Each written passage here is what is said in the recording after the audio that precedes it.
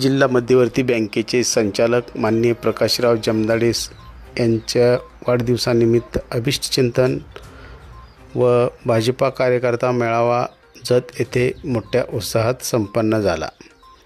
या प्रसंगी या कार्यक्रमासाठी सांगली जिल्ह्याचे लोकप्रिय खासदार संजय काका पाटील, आमदार Gopichand Padalkar,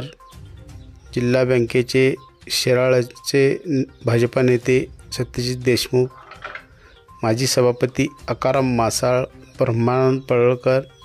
doctor Ravindra Arali and Shripad Ashtekar, Mohan Bhaiya Kulkarni, Appasaheb Namad, Prabhakar Bhau Jadhav, national ॲग्रोचे नबीलाल मुजावर, संजय तेली, विक्रम ताड, विठ्ठल बापू निकम यांच्यासह जत तालुक्यातील अनेक गावातील सरपंच, उपसरपंच, ग्रामपंचायत सदस्य, सोसायटी चेअरमन, व्हाईस चेअरमन व संचालक या कार्यक्रमासाठी उपस्थित होते।